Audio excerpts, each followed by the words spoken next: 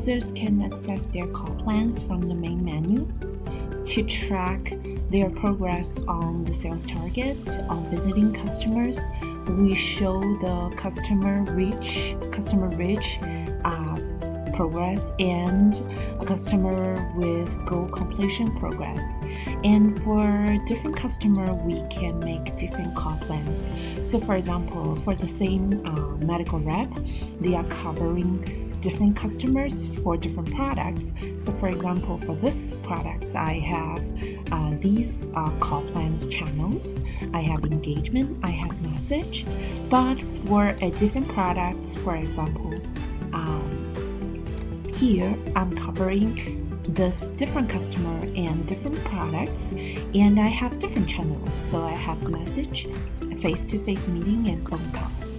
So I'm able to view the past call plans and future call plans as well as the current call plans, so that we can make very flexible call plan arrangement and different channel goals targeting.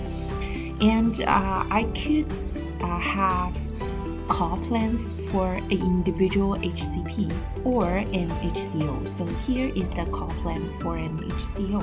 So it could be not just customers, HCPs. It could also be HCOs.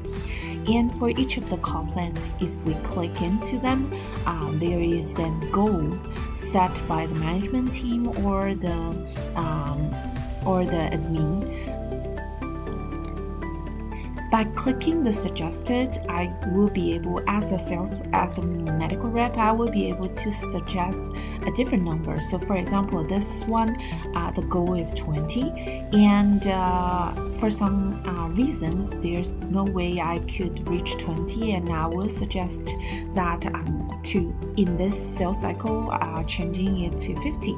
Then I could save, and this suggested call plan will go through approval and eventually be approved. If it's approved, it will eventually become the new sales plan, call plan.